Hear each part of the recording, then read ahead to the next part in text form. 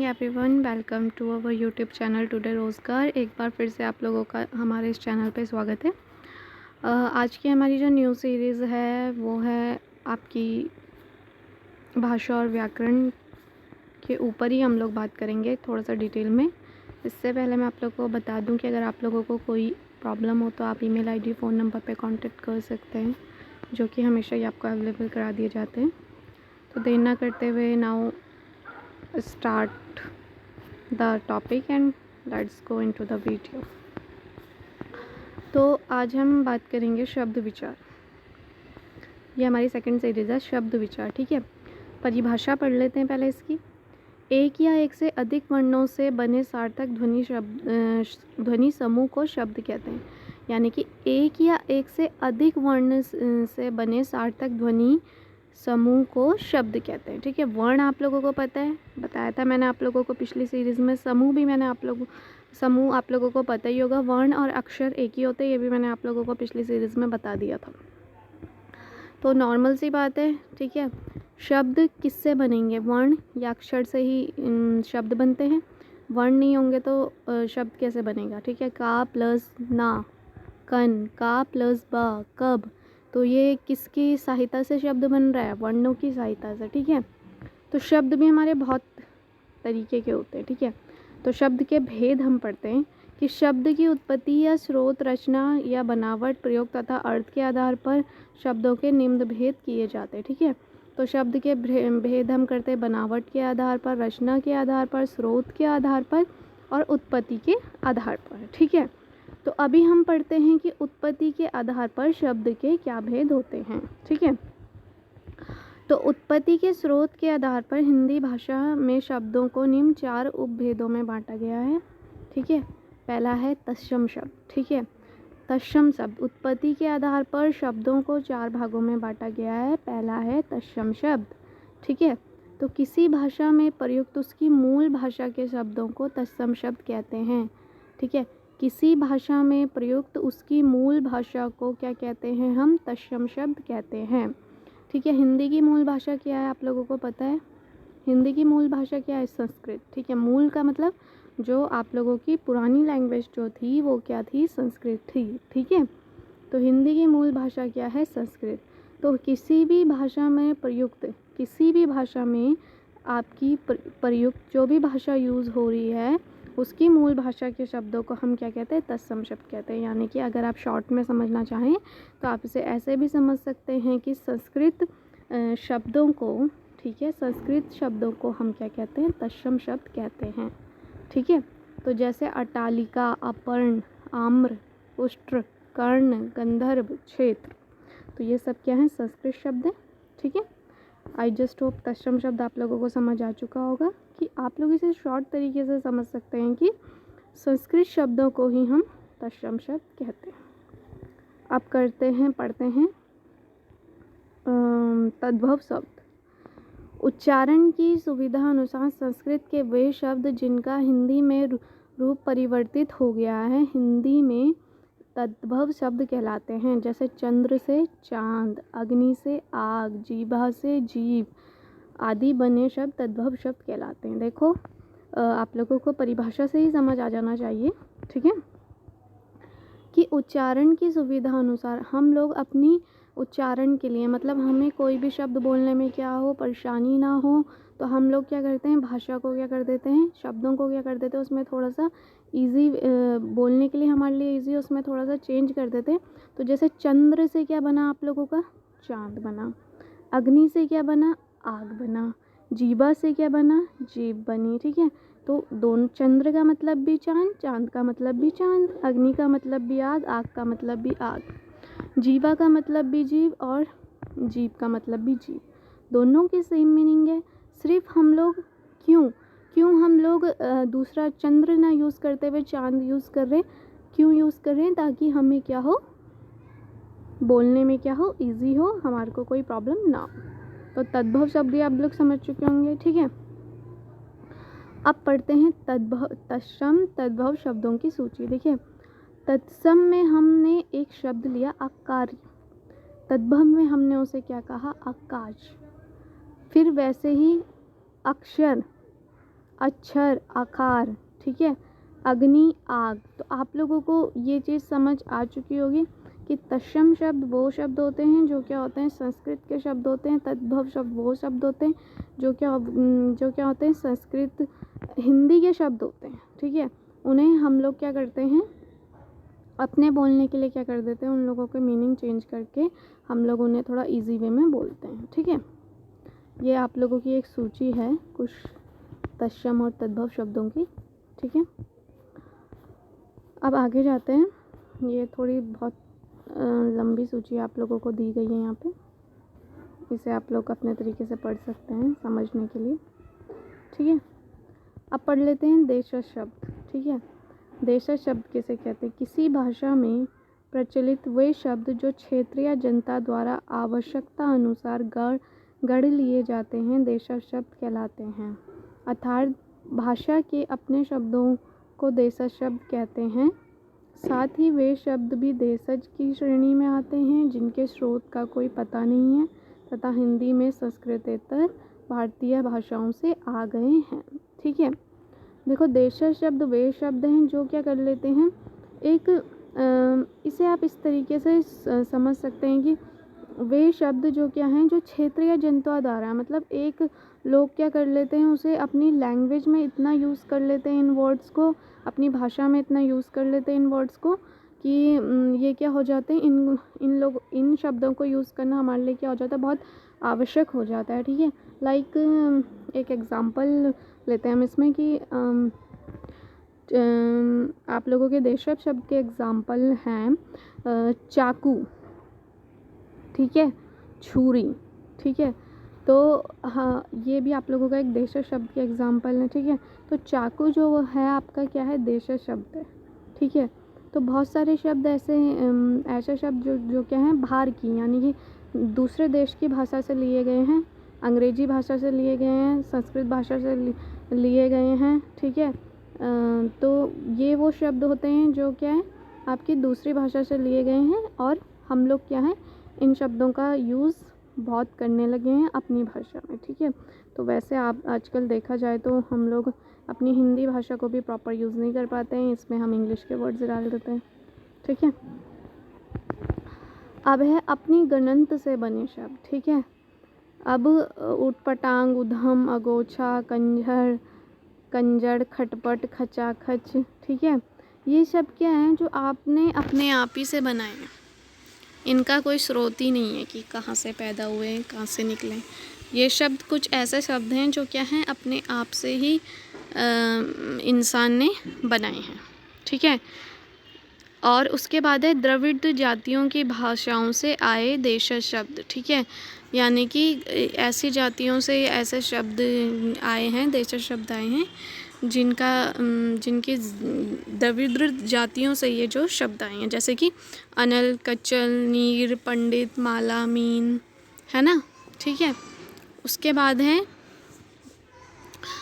कोल, संस्थाल आदि जातियों की भाषा से बने हिकी के देशज शब्द, ठीक है।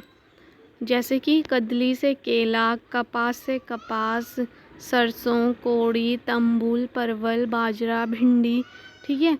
तो जैसे आप लोग एग्जाम्पल से समझ ही सकते हैं, जैसे कदली से क्या बना केला बना, कपास से क्या बना कपास बना, ठीक है, ठीक है। उसके बाद आप लोग एग्जाम्पल देखते रहिए तभी आप लोगों को समझ आएगा। उसके बाद है विदेशी शब्द। राजनीतिक, आर्थिक, धार्मिक एवं सांस्कृतिक कारणों से किसी भाषा में अन्य देशों की भाषाओं से भी शब्द आ जाते हैं, उन्हें विदेशी शब्द कहते हैं। हिंदी भाषा में प्रयुक्त अंग्रेजी, अरबी, फारसी, पुर्तगाली, तुर्की, फ्रांसी, चीनी भाषाओं के अतिरिक्त डच, जर्मनी, जापानी, तिब्बती, रूसी, यूनानी भाषाओं के भी शब्द प्रयुक्त होते हैं।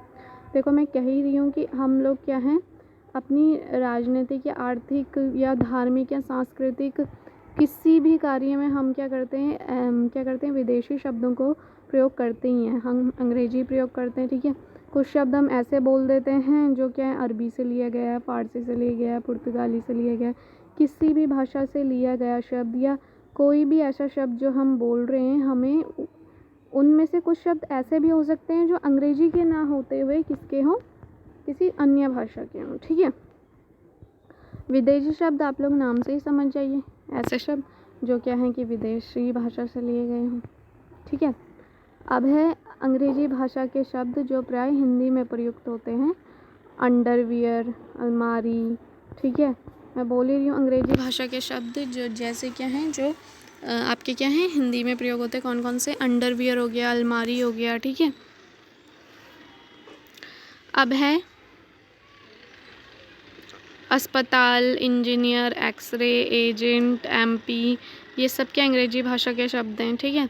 उसके बाद अरबी भाषा के शब्द अक्कल, अजीब, अदालत, आज़ाद। फ़ारसी के शब्द जैसे कुछ ले लीजिए, अखबार, अमरूद, आराम, आवारा। पुर्तगाली के शब्द अचार, अगस्त, आलपिन, आलू, आया। तुर्की से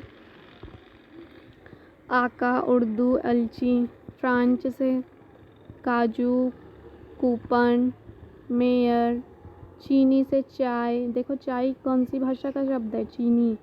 डच से बम, चिड़िया। जर्मनी से किंडरगार्टन। जापानी से रिक्शा। तिब्बती से कौन सा शब्द है? लामा।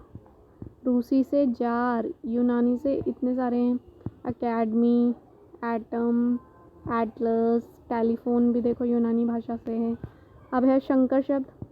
हिंदी में वे शब्द जो दो अलग अलग भाषाओं के शब्दों से मिलाकर बना लिए गए हैं।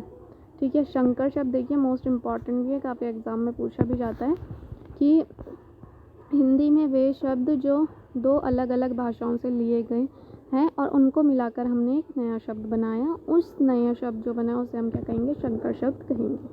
जैसे अग्नि, बोट। अग्नि क्या है? संस्कृत का शब्द है और बोट क्या है? अंग्रेजी का। टिकट क्या है? अंग्रेजी का शब्द है और घर क्या है? हिंदी का। तप क्या है? फारसी का शब्द है। दिक क्या है? अरबी का। नेक क्या है? फारसी का शब्द है। चलन क्या है? हिंदी का। ठीक है।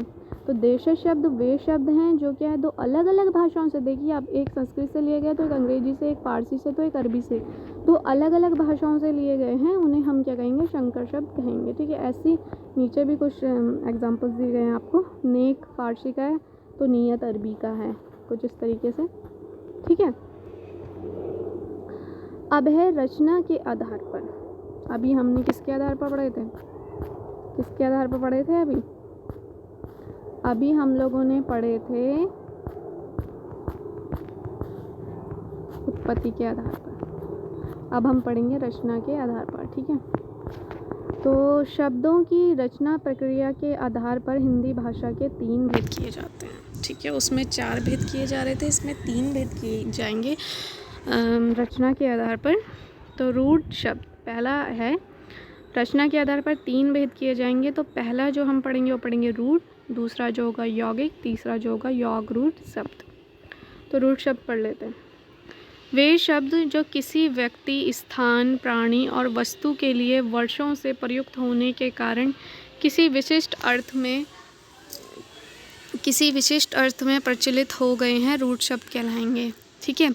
वे शब्द जो किसी व्यक्ति, स्थान, प्राणी और वस्तु के लिए वर्षों से प्रयुक्त होने के कारण किसी विशिष्ट अर्थ में प्रचलित हो गए हैं, रूढ़ शब्द कहलाएंगे। इन शब्दों की निर्माण प्रक्रिया भी पूर्णतः ज्ञात नहीं होती है। इनका अन्य अर्थ भी नहीं होता है तथा इन शब्दों के टुकड़े करने पर भी उन टुकड़ों के स्वतंत्र अर्थ नहीं होते, जैसे दूध, गाय, रोटी, पेड़, पत्थर, देवता, आकाश, मेंढक, स्त्री। ठीक है। देखो रूढ़ शब्द वे शब्द हैं, वे सब जो किसी व्यक्ति, स्थान, प्राणी और वस्तु के लिए वर्षों से हम इन शब्दों को क्या करते आ रहे हैं? प्रयोग करते आ रहे हैं। ठीक है। प्रयुक्त होने के कारण किसी विशिष्ट अर्थ में क्या हो चुके हैं? ये प्रचलित हो चुके हैं। मतलब हम वर्षों से इन शब्दों का प्रयोग करते आ रहे हैं और ये क्या है?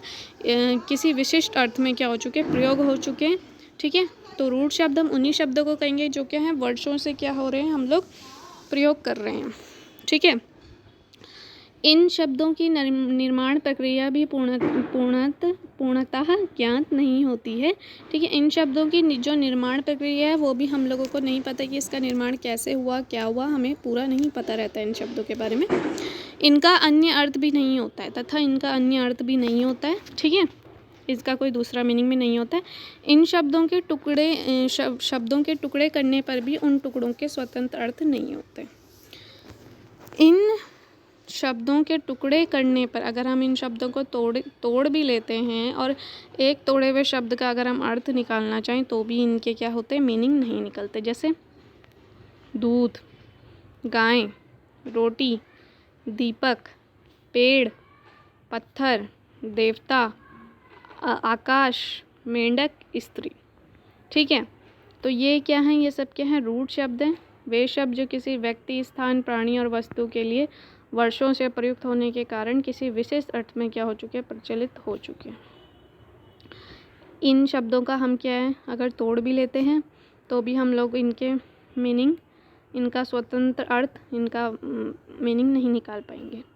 यौगिक शब्द, वे शब्द जो दो या दो से अधिक शब्दों के योग से बने हैं। इन शब्दों का अपना पृथक अर्थ भी होता है। ठीक है, अभी हमने क्या पढ़ा कि वे शब्द जिनका क्या होता है, अब कोई मीनिंग ही नहीं होता है। ठीक है, इनको तोड़ भी लोगे, अलग अलग भी लिख लोगे तो भी इनका मीनिंग नहीं होता है। और यहाँ पे हम इसका अपोजिट पढ़ रहे हैं कि क्या होता है, इनका क्या होता है, अपना क्या होता है, पृथक अलग मीनिंग होता है। ठीक है, तोड़ोगे भी तो भी इनका मीनिंग निकलता है। ठीक है, किंतु वे मिलाकर अपने मूल शब्द से संबंधित या अन्य किसी नए अर्थ का भी बोध कराते हैं। किंतु वो मिलकर अपने शब्द से संबंधित, मिलकर क्या करते हैं, वो दो शब्द मिलकर क्या करते हैं, नए शब्द का बोध कराते हैं, यौगिक शब्द कहलाते हैं। ठीक है, जैसे समस्त, संधि, समास, उपसर्ग तथा प्रत्यय से बने शब्द यौगिक शब्द कहते हैं। जैसे समस्त संधि से बने, समास से बने, उपसर्ग, प्रत्यय से बने यौगिक शब्द कहलाते हैं। ठीक है, जैसे यथा, ठीक है, विद्यालय, प्रेम, सागर। ठीक है, देखो विद्यालय, प्रेम, सागर, प्रेम का भी अलग मीनिंग है, सागर का भी है, प्रति का भी अलग मीनिंग है, दिन का भी है, दूध का भी अलग मीनिंग है, वाला का भी है। वाला अगर मीनिंग नहीं निकल रहा है तो एक सेंटेंस तो बन ही रहा है ना। ठीक है, इस तरीके से ये देखिए, रूट शब्द का बिल्कुल अपोजिट है यौगिक। इसका अपना रूट का कोई मीनिंग नहीं होता है। ठीक है, ना हमें पता होता है इसका जन्म ही समझिए आप कि हमें पता ही नहीं होता इसकी निर्माण प्रक्रिया के बारे में, यौगिक का पता होता है। उसके बाद यौगरूढ़ शब्द, वे यौगिक शब्द जिनका निर्माण पृथक पृथक अर्थ देने वाले शब्दों योग से होता है, किंतु वे अपने द्वारा प्रतिपादित अनेक अर्थों में से किसी एक विशेष अर्थ के लिए प्रतिपादित होकर रूढ़ हो गए हैं। ठीक है, वे यौगिक शब्द जिनका निर्माण पृथक पृथक अर्थ देने वाले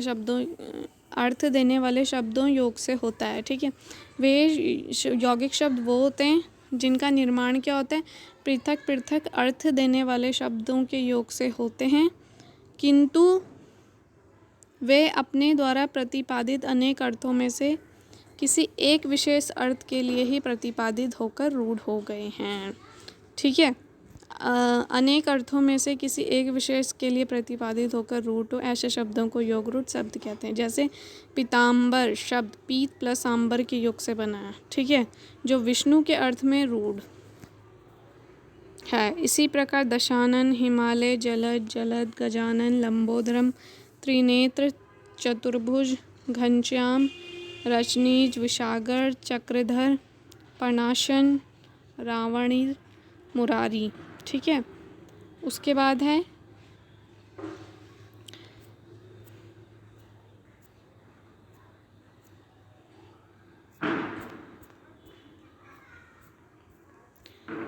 हम लोग पढ़ेंगे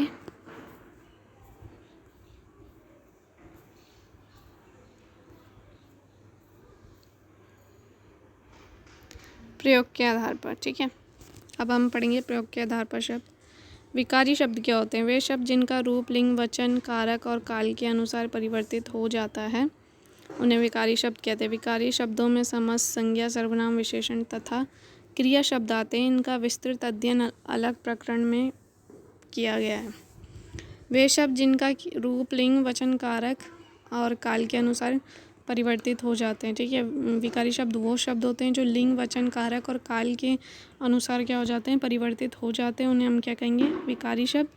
अविकारी या अवयव शब्द, ठीक है, किन्हें कहते हैं, वे शब्द जिनके रूप में लिंग, वचन, कारक, काल से कोई विकार उत्पन्न नहीं होता है। इन शब्दों का रूप सदैव वही बना रहता है जैसे शब्दों को अविकारी या अवयव शब्द कहते हैं। ठीक है, ऐसे अविकारी शब्दों में क्रिया विशेषण, संबंध, बोध, अवयव, समुच्चय बोधक अवयव तथा विस्मयादि बोधक अवयव आदि शब्द आते रहते हैं। ठीक है, देखिए विकारी शब्द वो शब्द होंगे जिनका क्या है, जिनका आपका जो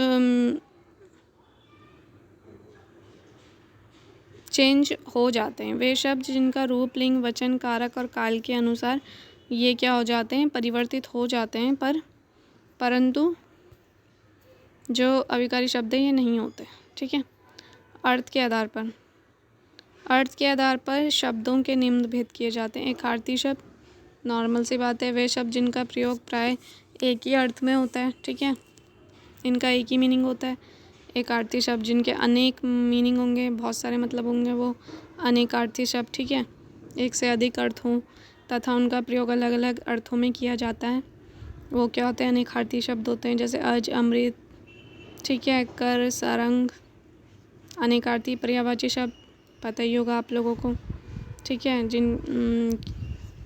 वे शब्द जिनका अर्थ समान होते हैं, अर्थ एक ही शब्द के अनेक समानार्थी शब्द पर्यायवाची शब्द कहलाते हैं। ठीक है, उसके बाद विलोम शब्द भी पता ही होगा। वे शब्द जो एक दूसरे का विपरीत अर्थ देते हैं विलोम शब्द होते हैं। जैसे दिन का रात, जय का परिजय, आशा का निराशा, सुख का दुख। ठीक है, उसके बाद समोच्चरित शब्द या युगम शब्द, वे शब्द जिनका उच्चारण सम्मान प्रतीत होता है। ठीक है, इनका क्या है, उच्चारण जब हम करते हैं तो क्या सम्मान एक जैसा सुनने में आता है हम लोगों को, और समान अर्थ ऐसा लगता है एक ही शब्द बोल रहे हैं। जैसे अनल, अनिल उच्चारण में समान है, किंतु अनल का अर्थ आग तथा अनिल का अर्थ हवा है। ठीक है, शब्द समूह के लिए एक शब्द, वे शब्द जो किसी वाक्य, वाक्यांश या शब्द समूह के लिए एक शब्द बनकर प्रयुक्त होते हैं, उन्हें शब्द समूह के लिए प्रयुक्त एक शब्द कहते हैं। जैसे जिसका कोई शत्रु ना हो, अजात शत्रु। ठीक है, जिसका कोई अर्थ ना हो। एक एग्ज़ाम्पल हम लेते हैं कि हम बोलते हैं बहुत से जिसके हों 10, जिसके हों, सॉरी मुझे प्रॉपर याद नहीं आ पा रहा है। एक यही है कि जिसका कोई शत्रु ना हो, उसे हम अजात शत्रु कहते हैं। मतलब कि हम उन शब्दों को बोलते तो उस वाक्य को बोल तो देते हैं, बट उसका मीनिंग क्या है, एक ही निकलता है। ठीक है, तो शब्द समूह के लिए एक शब्द, पूरे शब्द समूह के लिए एक ही शब्द। ठीक है, उसके बाद है समानार्थक प्रतीत होने वाले भिन्नार्थक शब्द। ठीक है, वे शब्द जो मोटे रूप में समान अर्थ वाले प्रतीत होते हैं। ठीक है, किंतु उनमें अर्थ का इतना सूक्ष्म अंतर होता है कि उन्हें अलग अलग संदर्भ में प्रयुक्त करना पड़ता है। जैसे अस्त्र, शस्त्र। अस्त्र शब्द उन हथियारों के लिए प्रयुक्त होता है जिन्हें फेंक कर वार किया जाता है। ठीक है, जैसे तीर। ठीक है, देखिए समानार्थक प्रतीत होने मतलब वो लगेंगे हमें कि समान है, एक जैसे हैं, पर क्या होते हैं, भिन्नार्थक होते हैं। मतलब वो क्या होते हैं, भिन्न होते हैं, अलग होते हैं। ठीक है, जैसे अस्त्र और शस्त्र, ये बोलने में एक ही लगता है, बट नहीं, अस्त्र का मीनिंग अलग है, शस्त्र का मीनिंग अलग है। ठीक है, उसके बाद है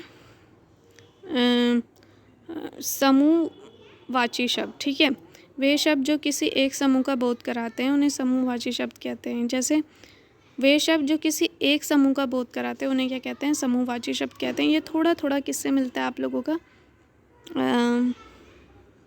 ये शब्द समूह के लिए एक शब्द से लगभग मिलता है। ठीक है, जैसे जिसका कोई शत्रु ना हो, अजात शत्रु। ठीक है, अब देखिए हम इसमें पढ़ते हैं।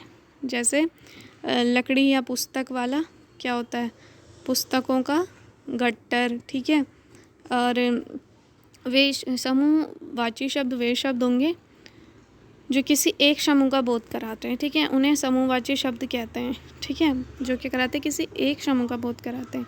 जैसे लकड़ी या पुस्तकों का गट्टर, जैसे चाबियों या अंगूर का गुच्छा, ठीक है, दो चाबियों का भी गुच्छा हो सकता है, अंगूर का भी हो सकता है, तो हम इसे गुच्छा ही करेंगे, ठीक है, इस तरीके से। और उसके बाद है ध्वन्यार्थक शब्द। ध्वन्यार्थक शब्द वे ध्वनियात्मक शब्द जिनका अर्थ ध्वनियों पर आधारित होता है। इन्हें निम्न उपभेदों में बांटा गया है। ये शब्द वे शब्द होते हैं जिनका अर्थ ध्वनियों पर आधारित होता है, ठीक है। जैसे पशुओं की बोलियां आ जाएगा इसमें, ठीक है, पक्षियों की बोलियां, ठीक है, जड़ पदार्थ की ध्वनियां, अन्य शब्द, ठीक है। तो ये क्या है, ये ऐसे शब्द होंगे जो क्या है ध्वनि पे यानी कि साउंड पे डिपेंड करेंगे, ठीक है। जैसे पशुओं की बोलियां में किलकिलाना, बंदर गुराना, चीता दहाड़ना, शेर करता है आपका, ठीक है। उसके बाद निम्नलिखित में तत्सम शब्द कौन सा है, निम्नलिखित में तद्भव शब्द कौन सा है, निम्नलिखित में देशज शब्द कौन सा है, याग्रूट शब्द का चयन कीजिए। तत्सम शब्द किसे कहते हैं, कोई 4 तत्सम शब्द लिखिए, ठीक है। उसके बाद निम्न तत्सम शब्द को तत्सम रूप में बदलिए।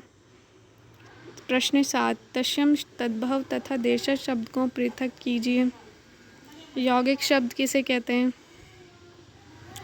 यौगिक व याग्रूट शब्द में अंतर स्पष्ट कीजिए।